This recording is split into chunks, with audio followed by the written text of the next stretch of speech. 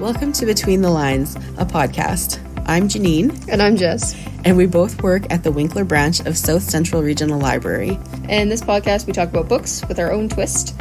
We'll talk about the first half of the book and predict where it might be going. And then finish reading the book and discuss the second half. There'll be snark, there will be spoilers, depending on the book. There may be references to violence, sex, or other adult topics. So if that's not for you, stop listening now. And alright, we'll get into this week's book. A special guest with us, Raina, who is the branch administrator from Miami. So we're excited to hear what she has to say. So, A Life No One Will Remember, a story you will never forget.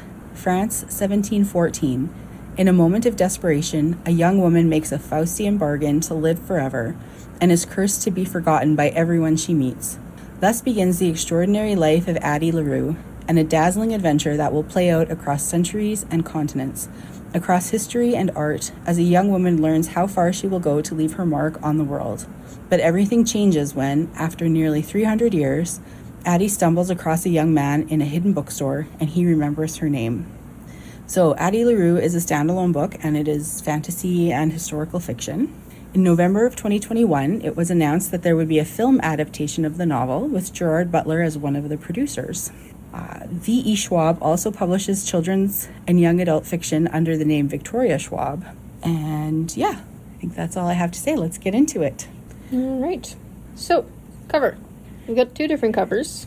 One is black with kind of a constellation in gold-ish. Yep.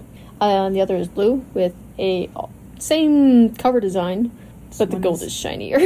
The gold is shinier, and it's, blue background instead of black. Mm-hmm.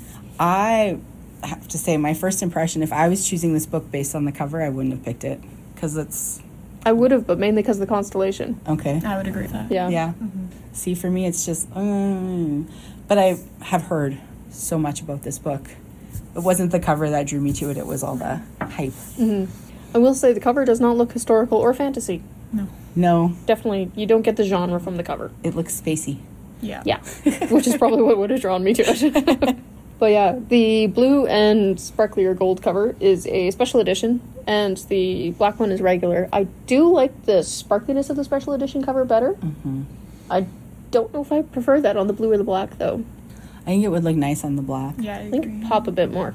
Yeah. But it's too late now. It's too late. You didn't know I could get a sparkly blue cover. Oh, dear.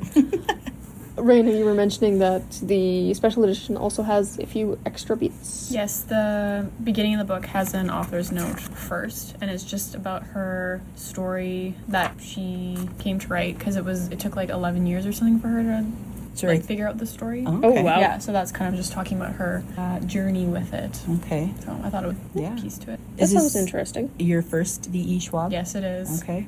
I also haven't read anything by V.E. Schwab. No. Honestly, all I keep hearing is Schwab the Deck Shunny. Which is... I started one of her books previously and abandoned it very quickly. Which one was that? It was the first one in the Shades of Magic series. Okay. So eventually I would like to try again. I think at the time it was just not the right book at that time. But yeah.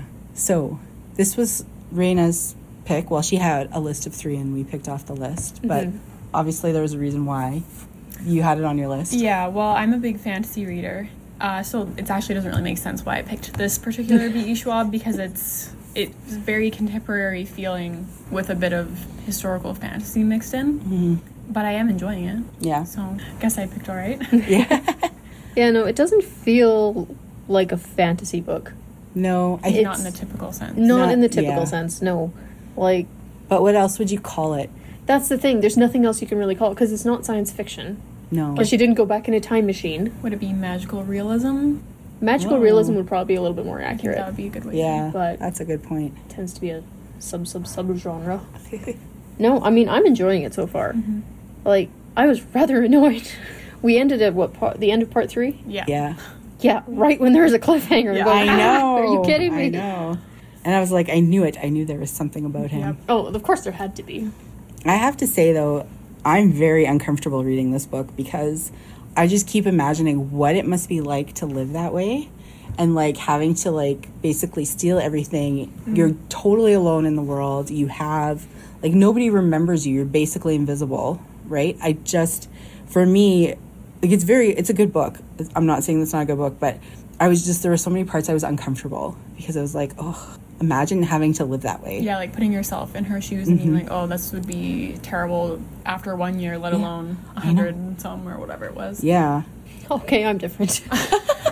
You're like, I'm kind of going. This is ideal. The not being able to create anything would annoy me. But on the other hand, you can go anywhere. It's invisibility. You can go anywhere you want. You can do anything you want as long as you can get away from somebody fast enough that they forget you. I know, but never, like, not having a place to live or anything to call your own. I'm like a trinket hoarder. Like, I need things to go on shelves, and I want to, like, if I find this pretty item, I need to keep, like, I need a, like, a, magpie, and I couldn't live without, like, a little space of my own that was only mine. Yeah. I know, like, I think the part that bothered me maybe the most was, like, the night times. Like, where is she going to sleep tonight, and having to always think about that. Where am I going to go tonight? Where... Because she obviously still feels all the pain and, like, hardships that come with, like, being out in the cold or being out in the heat. It just doesn't affect her body. So that's, like, you get all the pain and everything with it. You just don't... It just doesn't last as long. It's not going to kill you. Yeah. It's just going to make things very uncomfortable for a while. Yeah, and she talks about hunger. Like, she's hungry all the time. And she won't starve to death, but... It doesn't mean you want to be hungry all the time. Exactly. You don't. Nobody likes to feel hungry like that all the time. So just because you won't starve to death doesn't mean it's not feeling like you're starving to death. Yeah. So for me, it was a little... See, I'm just imagining the places I would go and the things that I would do. Oh, yeah. Well, I know there is that too, but it was just... I felt uncomfortable sometimes when I was reading this. Not that it's not a good... It's interesting. It is very interesting. I do like the approach to the whole...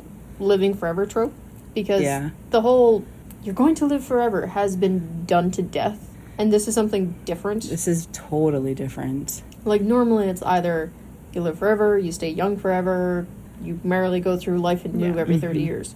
That, or you have you're living forever, but you didn't stipulate that you want to stay young forever, so you're, like, horrifically old. Yeah. But you can't die. This is something different, and, like, to the level of detail that she went in terms of, like, okay, these are kind of the rules of being forgotten. Like, you can't... Like, for the one scene, she was trying to drug a guy. She could put something into a bottle and stop with the bottle, and he could pour himself a drink, and that was fine. But she couldn't pour it into his drink directly. Right. Like, I found that quite fascinating, because there's little workarounds that you can get away with. Yeah. But it's not necessarily... It's not black and white. Yeah. So, I don't know, it was interesting. Yeah. I liked that her workaround for the whole curse was that her way of leaving a mark was by stealing as well. So it was like, it's an immoral thing, but in the end, that's all she can do to really... Yeah. That, and at the beginning, the musician she was staying with, just kind of nudging him towards a certain song and kind of helping him write it, but without contributing too much. So she sort of left a mark, but kind of more of a shadow than anything else. So she kind of had her way of doing it, but without actually being recognized for it. Like the painter Sam, she did abstracts. So she did a painting of Addie, but because it's an abstract, it's not Addie. So there's kind of little workarounds and stuff like that. It's... I mean, after 300 years, you're going to figure it out. You got plenty of time. Exactly. So. And it does come out with the artist. Like, it was based on her, and she had done a whole series based on friends and family, but she couldn't remember who this person was. Right. Yeah. And she had sold it for, like, a ton of money, and it was, that was really interesting. That's the thing, too. The cover, the constellation, is the freckles on Addie's nose. Yeah. Which I thought was a nice way of incorporating something small from the book. Yeah. When I figured that out, like, I was like, oh, okay, I get the significance of the cover. Well, still don't love it, but... kind of wondering, because I'm like, I don't see space here anyway. Yeah. Unless this goes another, like, 300 years. And she's like, oh, I'm in space now. Didn't see where the stars were coming in. Yeah. There is a lot of hype, I feel like, around this book. I've seen it a fair amount on, like, Instagram, Bookstagram, whatever. And when we did our our blog, we had a year in review post. 2 people actually had this book Oh. as their favorite of 2022. So, but one of them had 2 choices, so I put their other one. So it didn't show up on the list twice if you're reading the blog too. But yeah, so I definitely, I have had this on my list to read even since before Raina picked it. So I am happy to be reading it now. I did not have it in any list. No. My lists are very long and not comprehensive. Oh, my lists are long also. I was going to mention also the pieces of art that are mentioned in the book, and then they have that page right in the beginning of the chapter that shows an image of it and painted it or who did the piece of artwork. I liked that. It was a nice touch. And I thought that was a nice way of adding a little bit of history, especially since art is a big part of the character. Yeah. It is one of those things, though, where I just go, if society would just accept that women could be women without having to be attached to a man, none of this would have happened. That is also true. But, I mean, it was 1714. In a small French town. So. Yeah. So I think, too, it was hard when after she made this deal, and then she went back to her parents' house, and they didn't know her, and what that must have felt like, and her best friend didn't know her. And then people, they're interacting with her, they leave the room, and they come back, and they freak out because they don't know who what are she you doing is. in my house? How did you get in here? What are you doing? Get away from my baby. Yeah. It's very much out of sight, out of mind. Yes. And that's where, I forget whatever it was in the book, but she mentioned that she tries to get very, very specific details from a person, so that if she has to go, you do remember me. Yes. She actually has something that they might believe. Yeah. But, I mean, try doing that in the first conversation. Yeah. Tell me all your deep, dark do you want secrets. to know about my childhood? It's true. It'd be rather awkward. Yes. When Henry first appeared, I thought, oh, is he this, the spirit or whatever come to life? Is that...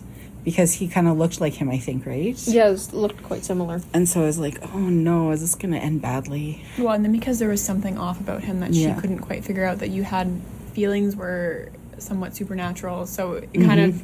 Yeah. But then I think after that is when the book goes, to the past and then the present. And then the past keeps moving, years at a time. But the present is, the same year. Days. And so... I think, does Henry show up before Luke is what I don't know what to call him, a spirit, a devil? I think he's called a god. A god, okay. Yeah. The one who she makes the deal with, anyways, he starts showing up yearly on the anniversary of their deal, and he takes a human form. And so I think did Henry show up before that, I think, and that's why I maybe wondered that. No, Henry only showed up, I think, halfway through the second part. Okay. It took a while for Henry to show up to the point where I'm going, hello? Anybody home? But yeah, then I was like, is he, because there was something about after he learned her name, and he smiled, and I was like... Well, she was actually able to tell him her name. I know. That's the thing. She's not able to say her name, she's not able to tell her story at all. No. But to him, she can. But to him, for some reason, yeah. And so, but I think it was after their first date, or whatever, and she told him her real name, and then he walked away and he smiled, and it was something about the way that was written to me that was Is that supposed to mean something? Yeah. See, that's the thing. Henry seems fine, sure. I don't trust him. I don't really either. And when, at the end of the third part, when he was laughing because he made a deal as well, I'm going... Oh, that made me trust him more. No, I don't. Because I just feel like now his secret is coming out. But, I mean, there could be more to it than... Yeah. Yeah, see, that's the thing. I want to know why. I mean, I'm sure we'll get into why he made the deal. I can understand why she did. She was in a difficult situation. She could have got married, sure, run away after. But let's be real, there's not a whole lot of options. So, that, to me, makes sense. There's a reason there. Henry, I mean, from what he was saying when they were at the theater, he just felt time was moving too quick. Now, I don't know if that's a product of the curse, presumably, we'll call it that, or if that's why he made the deal, but I don't know. I'm suspicious. The fact that he looks like him. Yeah. Yeah. That is dubious. Yep. I know. I literally wrote down, I can't stop there. I mean, it was kind of late when I finished, so I had to stop, but... The thing is, too, I'm assuming that Henry is not... He didn't make this deal ages ago. He's not immortal like she is, because he still has family. Right. So, I mean, unless his entire family is immortal, in which case we get into a whole different situation. So, he made his deal relatively recently, I would assume. Yes. So, but he comes from a rich family. How bad is his life? I don't know. We'll get into it, I'm assuming. I was going to say, I think Luke is the character that intrigues me the most, especially since it keeps referring to New Orleans. And then right before the third part ended, there was something that made you think Luke was very much involved with New Orleans. And also the fact that we haven't crossed him in the present yet. So you don't know quite how their story ends, or if it's still continuing, if he's still visiting in present day time or not. So I'm just very curious to when we actually will meet up. Yes. That's the thing. Like, the author very much takes her time with telling this story. There's a lot of books, it's like boy meets girl, and then the story starts. And then we actually kind of get into things. This is like a part and a half before she even meets him.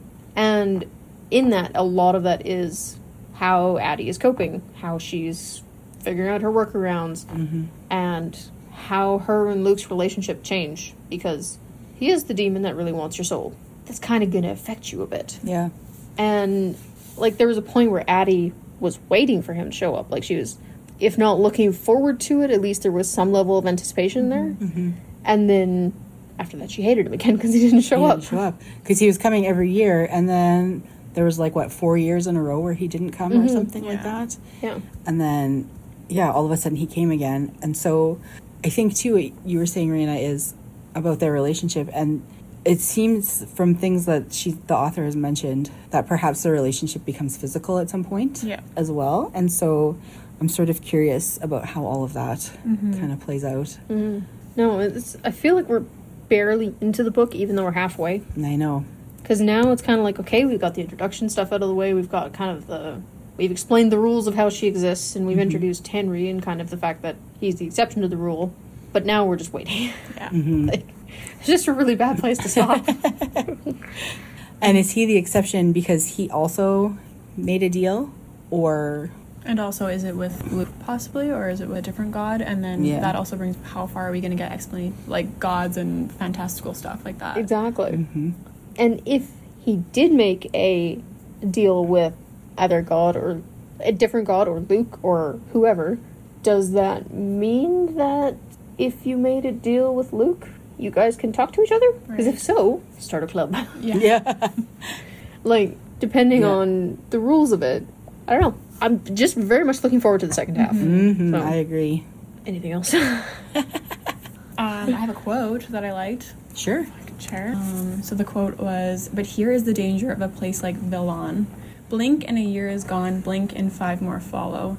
It is like a gap between stones, this village, just wide enough for things to get lost. The kind of place where time slips and blurs, where a month, a year, a life can go missing, where everyone is born and buried in the same 10-meter plot." And I really like that because it reminds me of Winkler. Very much so, very much so. It's my family's family and my father's father before him and my father's father's father before him. Yes. And it just goes on forever and ever and ever, and nothing really seems to change. Yep.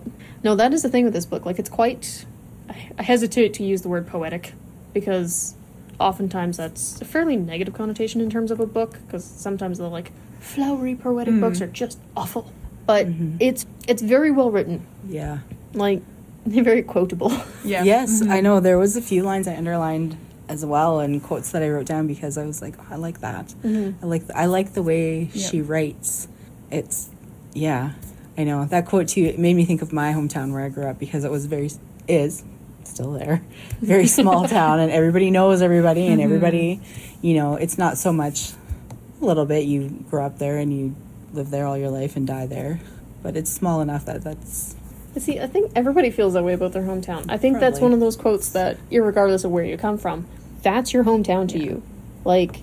It's very relatable in that sense. Yeah. Exactly. That's the way it feels. Like, nothing ever changes, even if it does. Yeah. And everybody can identify with that. Yeah. Agreed. But yeah, I'm very much looking forward to the next half. And what do you think's going to happen? Details. I think Luke's going to show up again. Yeah. I think Luke's probably the one Henry made the deal with, because I don't think the fact that Henry looks like Luke, who looks like a drawing, is a coincidence. No. But I want to know why a rich kid in New York thought he had to make a deal with a god because you're a rich kid in New York. How bad could it be? I was also wondering if maybe, now that we know he did make a deal, if this has anything to do with his ex-girlfriend who he proposed to. Mm-hmm. So that seems to be a big part of his sadness. I also wondered if he was maybe sick or something, because it talked about the ring and it was wrapped up in like a handkerchief or something, and it had blood on it. That's right. And so I was wondering if, like... Well, and we know he has depression, and we just don't know if that was already something that was there beforehand. I don't know if they mentioned when he started feeling this way, or if it was like a result of things from this deal. They did mention when it started. I want to say it was when he was relatively young. Oh, okay. Yeah. I think he was like 13 or 14 or something like that. But yeah, just getting more information from Henry's perspective. Mm-hmm. And I mostly wanted to Luke. That too. I'm curious. I want to know.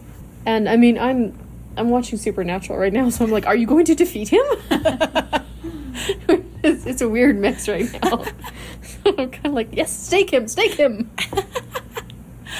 I also want to live in the bookstore that Henry runs. Oh, the bookstore sounds amazing. Mm-hmm. Although the cat sounds like he would always jump out and just like claws at your face. Yeah, I don't know about that. I do like the fact that I forget Henry's friend kept sprinkling catnip in the horror section. Yeah. You have to. I mean, that's just a good thing to do. So. Yes. But yeah. Any last thoughts? Yeah, I am excited. I feel like I might just start reading the second half tonight, which feels a little too early, but... I always say that, and then I always read it like the night before, at 3 a.m. I always leave it till the last minute. Every time. I know. Every time. I'm terrible about that. I thought I had more time this time also. It snuck up on me. I know. Really did. But yeah, I guess we'll see you next time after we have gotten all the answers and know exactly why Henry shows up and Luke shows up, and well, we'll know the fate of the universe at that point, I think. And what happens in New Orleans. Exactly. And we're back with part 2 of The Invisible Life of Addie LaRue and our special guest, Raina, from the Miami branch administrator there. So, thoughts? Not everybody all at once. I liked it. It was good. I felt like the pacing in the second half was quicker than the first half. Because the first half is like build up, and like 3/4 of the way through, you finally meet Henry. Yeah. Whereas this one is like a bit more snappy. That's interesting because I found the first half of the second half slow. I started reading and I was like, But you were actually getting Henry's story. I know, but for some reason I just found that part very slow. I don't know. Towards the end I thought it picked up again, but... When she starts going to Luke's part, like every year she would go over the anniversary, then I thought it was quick. Yeah. I don't know. Could just be I wasn't reading at like 10 in the evening. That might have something to do with it, but like the first part is all like intro and build up and like the nitty-gritty details of the curse. Yeah. Whereas the second half is a bit more, you got a little bit of the curse, you got a little bit of Henry, you got a little bit of current day, and it just kind of didn't drag quite so much. So. I see what you're saying. Yeah.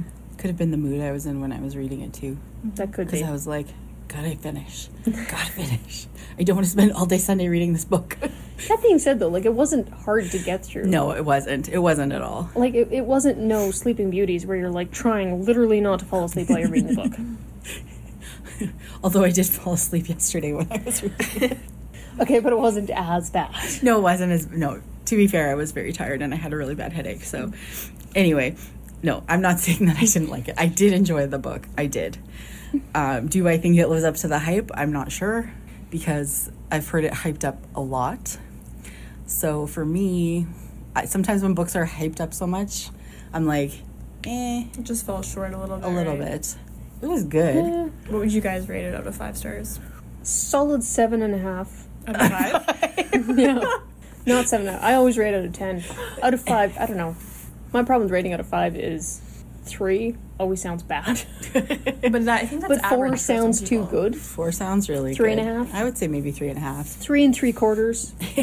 Okay. We could hit 4 on a good 4, day. yeah. Like, it was really good. But is it one that I'd go back and actually buy a copy to read again? Probably not. See, that's the thing. To hit 4.5 to 5, I have to actually want to spend money on the book. Right. That's fair. and actually want to read it again. Like when I read Daisy Jones and the Six and I finished it, and I wanted to immediately go back to the beginning and start it again. That's how much I love that book. I wish book amnesia was a thing. Yes. Where you could just like take a pill and go, I forget that book. And then Yes. go, oh, excellent, new book. Mm-hmm. Oh, there's so many books I do that with. Yep. Agreed. Same thing with movies. Yeah. Mm-hmm. That needs to be an option. Mm-hmm. Selective amnesia. I have to say, I'm a sucker for a happy ending. And I don't know, I liked the ending. It wasn't how I hoped it would end. I think it was the only way it could have ended. Well, I think that was my favorite part of the book, was the ending. That's the thing. The ending is good. Again, yeah, I like the happy ending where it's like everything's nice and neatly tied in a bow and good to go. Mm-hmm. But at the same time, there's no way that book could have ended nice and neat and tied in a bow. No. It wouldn't have worked. It would have kind of ruined the rest of the book. Yeah. Like, did I want her and Henry to be together forever? Yes. Really? Yes. I was not a Henry fan, actually. No? No. I thought he was really boring and flat. It was to the point where I'm going, dude, just make up your mind. Stop dither-dathering and blithering about things. Just pull yourself up by your bootstraps and move on, son. I'm sorry. I have very little patience with people like, I don't know what I want to do. Mm-hmm. I want to do this. I want to do that. Just pick something. Nobody said you had to do that for the rest of your life. Do that for a while until you get bored, and then pick something up and do it again. Like, come on. I would be a terrible counselor. He was my picture of your classic New Yorker who just can't decide what they want and then, I don't know, complain about it. Yeah, kind of the spoiled for choices, so Yeah. I'm never actually going to make one. Yeah. I can see that. I think just because, like, he's supposed to be the quote-unquote hero, and she's the quote-unquote heroine, so you think that they should be together. I don't know. I just, like, throughout the book, I thought that's how it would end. I figured there's got to be a way that this has got to work out, that they can stay together. After they finished, I was like, yeah, I don't think it could have ended any other way. Mm-hmm. So. That's the thing. Like, they fit together fairly well. Because he was glum and gloomy about everything.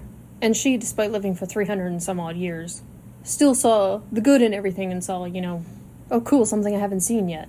Whereas he's basically just like, can I die now? So they fit together. But Henry by himself, he's like, Well, he's clearly so annoying. got some mental health issues. Oh, yeah. Yeah, definitely. But also, he can stop whining about his family anytime now. Like, they are not that bad. Well, you haven't met From how them. we know them. Yeah, but like his main complaint was, oh, my father really never says he's proud of me, my sister's flaky and, you know, barely talks to me, and my brother's kind of a self-absorbed doctor. You're still rich, kid. They still True. all speak to you. It seemed amiable enough. There's nothing really wrong other than it's not his perfect relationship that he was idealizing in his head. They were fine. They were human. Stop whining. It was a little bit of an Eeyore. Yeah, very much. Everybody likes me. Everybody hates me. Like that kind Oh, of. everybody likes me now. I wish somebody would hate me. I think I also kind of imagined the book was going to be some, like, sweeping love story. And despite it being it was about love. It was mostly about finding someone who, whatever. Mm-hmm. But I think I found that the other themes of the book stood out more to me than, like, any of the love story or anything like that. And I think I preferred that. Because I'm a big romance fan in my fantasy. But I definitely, even if there wasn't any romance, I think the rest of the themes really did a good job shining through in this novel. Mm-hmm. That's the thing. Like, I wouldn't class it as... If I had to pick a genre, it wouldn't be romance. No, I agree. Like, yes, there was romance in it, but there is in most books. But, like, it's not the next Romeo and Juliet. It's not just about romance. It's more of a sweeping epic tale as opposed to a romance. Yeah. Yeah. There's more important themes than just guy gets girl. Yeah. So, But going back to the ending, I particularly liked it just because I like open-ended endings in general, but I loved that we knew what her plan was, and it's to, you know, either get revenge on him by escaping her curse or whatever, but it also made me think, like, so she gave up her life with Henry, and she could, like, lose the curse in 20 years, 40 years, 60 years, and it just made me think, what if she lost it in, like, 40 years, you know, Henry's still alive, he's still out there, but, like, they've probably lost their chance at ever being together. Just thought that was very interesting. It makes you think about what could happen. Yeah. that's the thing. Like, I I liked the ending, but specifically because she did comment saying, like, I'm not with Luke because I have any delusions about loving him. I'm with him so I can ruin his life later. Yes. And it's like, okay, good. You didn't give up Henry for some, like, grand notion of Luke and I will be together and be happy or whatever, because he is still a demon. Like, he's still the devil. That's not going to change. So there is actually some kind of game plan. It's not just, okay, fine, he's fine. Yeah. Yeah. But also, like, when she's with him, she has a place to live and things. And, like, it's... To me, it was like, oh, yeah, when she talked about being in New Orleans and she had a house where she could live, and I was like, oh, finally, like, she's not jumping around from place to place. That bothered me so much. I don't know why. Yes, I was like, oh. The entire time she was in New Orleans, I kept going, he's going to double-cross you. He's going to double-cross you. Yeah, but it was like, oh, she has a home now. Like, the fact that she doesn't really have a home and, like, she has to break into places to find somewhere to live, and I think because I kept imagining, like, what if I had to live that way? Mm-hmm. I don't know. Never knowing where you're going to sleep at night type of thing. Did they ever mention what would happen if someone tries to physically harm her? Because I was just wondering, because, like, let's say you are on the streets at night and someone attacks you, like, could she still be killed from another human? I don't know that they've ever mentioned specifically, like, a mortal injury. Right. Like, when she went from Paris, or from the village to Paris, originally, she had, like, blisters on her feet. And as soon as she stopped, they healed themselves. Yeah. Yeah. So, I would kind of assume that if she could get away long enough, that they would just stop attacking her or whatever, that they would kind of heal themselves. Because surely in, like, 300 years, she's been through how many wars, how many revolutions. At some point, she will have been quite gravely injured. So, and you can't exactly go for treatment to a doctor who's going to forget that he's supposed to set your bone the second he turns around. So, it's a very confusing day for him anyway. Yes. So I'd assume that she's kind of self-healing. I guess so, yeah. But that's just me guessing. I'd say that makes sense, though. Well, otherwise, like, even, like, sicknesses and stuff like that. She went through several, like, plagues and epidemics. So, and I mean, even just, like, and then 1700s weren't the cleanest place in the world. Yeah. So that is true. To actually live through to adulthood, and then, you know, for the next 300 and some odd years, presumably you've got some kind of restorative function. Well, anybody else have any thoughts? Would you read another book by her based on this? Oh, yeah. I would, but I think this is a bit of a one-off from her other books. So I think I said this last time that I started one. Yeah. And I couldn't get into it, so... Is it fantasy or science fiction? I think it's fantasy. Okay. It's like alternate London. Yeah, it's like an underground London or something. Yeah. Maybe. I would try another one of her books. I'm particular when it comes to fantasy. Sci-fi, I'll give pretty much anything a shot. But fantasy, sometimes it's like, we get it. You're the queen in exile, and you have to kill the next queen and retake your kingdom. I don't care. I think this one's quite different than that, though. Yeah. But that's the thing, too. Sometimes it's a little too... The big cities are the ones that get mentioned every time, and that's where a lot of alternate histories and stuff are set. It's, you know, London, New York, so on and so forth. Pick something else. Like Rio de Janeiro, maybe? Yeah. Something different. You get a little bit sick of alternate histories in London, New York, that kind of thing. Nope, those are the only places that exist in history. Well, it gets a little bit old. Yes. I mean, I get that's where a lot of history happened, but that's not the only place history happened. Oh, it's but a very it is. Colonial view. No kidding. Canada only came into being in 1980 when I was born. Well, then what the heck did we do to the White House in 1812? I don't know. I was not there. It's probably a good thing you'd be charged. Yes. So there's a quote that I thought was really interesting. One of the things about this book is it really made you think about the concept of time and, like, the way that time passes and how we use our time. And so it's close to the end of the book. It says, that time always ends a second before you're ready. That life is the minutes you want minus one. And I just thought that was really interesting to, like... I like that. It's the life you want minus 1 minute. You always want one more minute. Yeah, exactly. And it sort of made me think about, like, okay, what do I do with my time? Like, I probably will not live 300 years. No, be positive, Janine. You never know what you can achieve if you put your mind to it. Well, yes. but also no. So, like, you know, how do you use your time? And, like, do I want to be like Henry and be, like, down on myself and nobody likes me and I just want people to see me, so I'm gonna whatever, and I'm not gonna be happy until everybody looks at me adoringly, and then I'm gonna be crabby because everybody's looking at me adoringly, and because I know that it's not real? Or, like, do I just make the most of what I have, right? Like, I don't know. It was thing that, just circling back to Henry for a moment, the thing that annoyed me, he was really annoyed that she stole stuff. It's like, Henry, I know.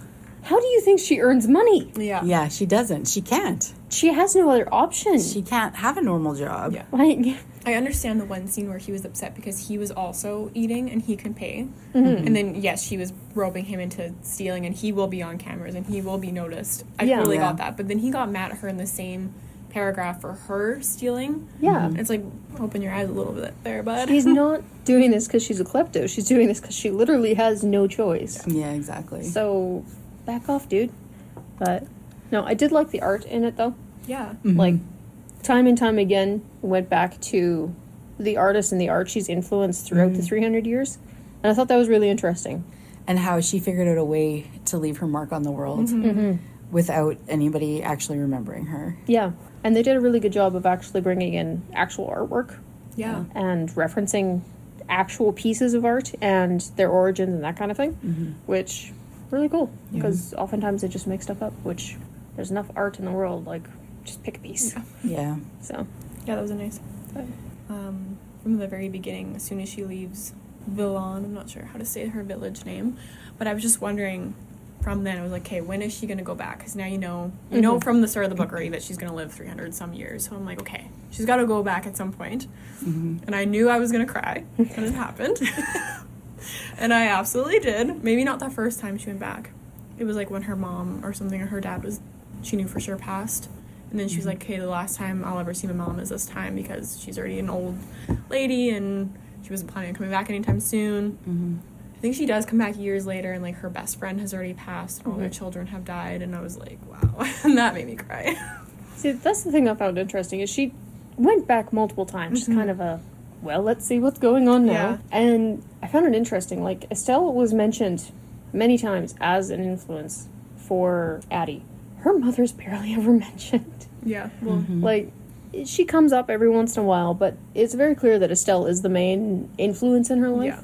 And she seems to care more about that than about her parents. Well, which, she also had a relationship with her father. Yeah. Like, yeah, like, he comes up as well.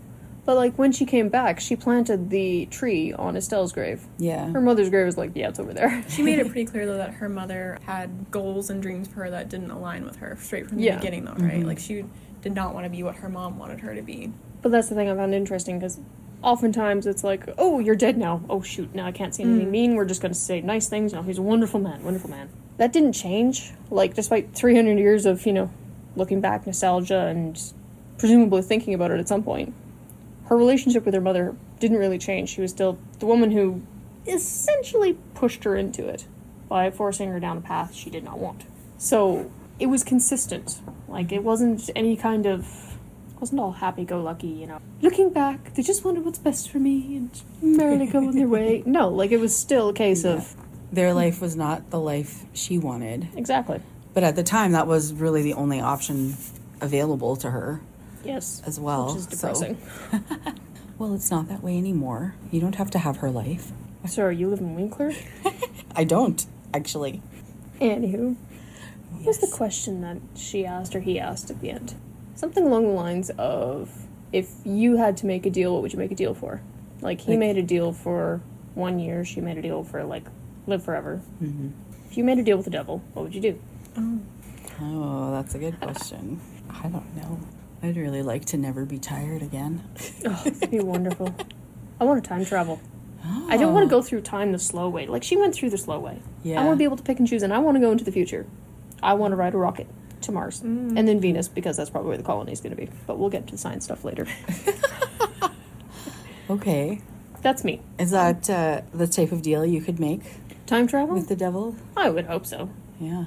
I don't know. You'd have to pay attention to the fine print, though. Yes. So you go, I'll make you travel through time the slow way. Oh. That'd be awful. Yeah, that would be. But that's a really good question. I would have to think about that quite a bit. Yeah.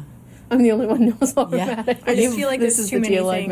make. There's two, and also the consequences, Yeah. right? Like, Is it really worth it? yeah, after reading this book, I don't know that it's worth it. I Although don't know. She got a pretty good deal, and she seemed pretty happy with it. that's true. She didn't seem to regret Like, the choice. all of the things I've read where it's like deal with the devil and whatnot, she's one of the few where they're actually like content with their choice. And like, yes, she had times where she's like, okay, I'm kind of done with this now. But as a whole and overall, she was fine with it. She got to see places and do things she's never been able to do in a million years if she had not made the deal. So she was happy with it. Like, and That's true. she still had a very positive outlook. Like, after 300 years, she wasn't just sitting in a corner crying. That was Henry. But she still also had to deal with a lot. Like, she had to fight to survive. Like, Yeah. and But that's finding life. food and clothes and lodging and all of that stuff was, like, it was a struggle. It wasn't, like, easy peasy. No, she wasn't breezing through life. No. But like compared to some where they get to the end or at whatever point their book is written, and they're just like, oh, I wish I had never done this, and it's terrible, and oh, boo-hoo me, I made a deal and I didn't like it. She's actually like, no, I'm cool with this. It's Although fine. there were a few times when she talked about being so tired. So that did come up that, you know, yeah, she got to do a lot of and experience a lot of things, but it was also very tiring. Yeah, it took its toll on her. Yeah. So That is gonna happen. Fun facts, Janine? So, V.E. Schwab originally planned to become an astrophysicist, but she changed her mind after taking art and literature courses, and she finished her first novel, which is unpublished, during her sophomore year of college, and sold her first book, The Near Witch, to Disney before she graduated. So, that's, to me, when I read that, I was like, oh, that's quite a Career change? quite a career change. And to be selling books before she even graduates. Yeah. I thought was pretty good. And then the other thing that I had was a Faustian, is that the right way to say it? Faustian bargain. Faustian bargain, which was a term that I'm not really familiar with, which basically means a deal with the devil. So an agreement in which a person abandons his or her spiritual values or moral principles in order to obtain knowledge, wealth, or other benefits. So I guess basically the basis for this book. So, yeah. You guys were saying that astrophysicist to art and novel is quite a career change. I don't see it that way. I don't know. To me, astrophysicist and art is quite close, tied hand in hand, because it's a lot of speculation and a lot of, we hope there's this in the universe and how do we prove it? And I don't know. I think schooling-wise, it might just be a big jump Yeah. Yeah. from your science. Presumably your Creative labs writing. are a little bit different. But yeah, no, I definitely read another one of hers. Don't think I'd read the one in London, No, but that's... That one's her most popular. it I is. think you're going to miss out. Yeah. May have to work up to that one. I think most of her other books are like young adult or junior fiction. She has in junior fiction? Mm-hmm. She has quite a few books, actually. Mm-hmm. I don't recall coming across her junior fiction ones, although I may just not have been paying attention to the author. I think her junior fiction ones are published under Victoria Schwab. Oh, that would make more sense. So there's the Darker Shade of Magic trilogy. These ones are only the ones published by this publisher. Vicious and Vengeful, I think those are young adult or junior. The Savage Song, which is a series, is YA, I'm pretty sure. That one sounds familiar. And then there's a series, the first one's called City of Ghosts. I think that one is also YA. Yeah, she's the author. Here it says best-selling author of more than 20 books. I kind of tried some of her YA ones. I find sometimes authors go a little bit more unconventional when it comes to YA, and they kind of do a bit more ideas and plots that are kind of left field. Oh, Gallant. Do you recognize that one? It's her newest YA. Oh, yes, that one. Yeah. See, sometimes I just need to see the covers. Yep. I'm terrible with authors' names and titles. I'm a really bad librarian, apparently. Any last thoughts? I think it's definitely worth the read if you know what you're going into. Mm-hmm. I agree. I had no idea what I was going into, and it's still worth the read. Yeah, I guess so. I don't read the back of books, I just jump right in. I guess I should say if you're not expecting the hyped up version of Yeah. what people Yeah. sell it as, if you kind of have more realistic view on it. Maybe I think it's that probably help. And I don't know, like, I sort of knew the basic premise, but so many people loved it so much. And so when you hear, like, such glowing reviews, it's just like, oh, this book must be, like, fantastic. Yeah. Is it the best book I've ever read? No. See? Is it good, though? Yeah. Yeah. Would I recommend it? Yeah. Don't trust glowing reviews. Yes. Like, I was a teenager when it was Twilight was all the rage. And then Hunger Games was all the rage. Mm-hmm. And Harry Potter was all the rage. I mean, basically the entire time I was growing up. It's gone to the point where if you hype up a book, I'm going to expect less of it. Mm-hmm. Like, it's reverse psychology. It's almost better to just have lower expectations for something so you enjoy it a little more. Because then it's like, oh, no, this book is actually decent. As opposed to, this is going to be fantastic. And no, it's just Prince Harry complaining about his family. Which, we are doing that book later for anybody listening. Another episode. Which is precisely why I didn't get into Harry Potter, because, like, I was already in my 20s when Harry Potter started to become popular, but lots of my friends were really into it, like, obsessively so, and I was like, no, hard pass. But then my friend and I were trying to go to a movie one night, and the one we wanted to see was sold out, so I think the only other option was Harry Potter, the first Harry Potter movie, so we went to see it, and I was like, oh, okay, maybe I will try it. And then I do like the books, despite the hype. I'm not a Harry Potter fan. It's not for everybody. No, that's fair.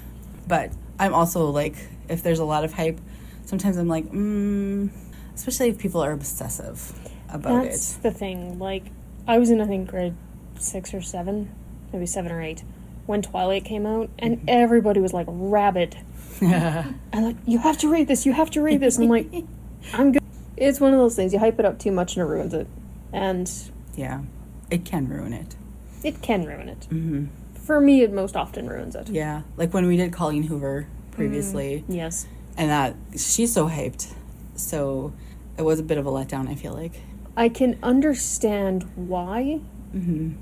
She's at least with Verity. She's definitely a good writer. Because she had the shock value, and I'm reading that and I'm going, you're a good writer, but oh my word, see a therapist woman. Yes, that book was hard to put down.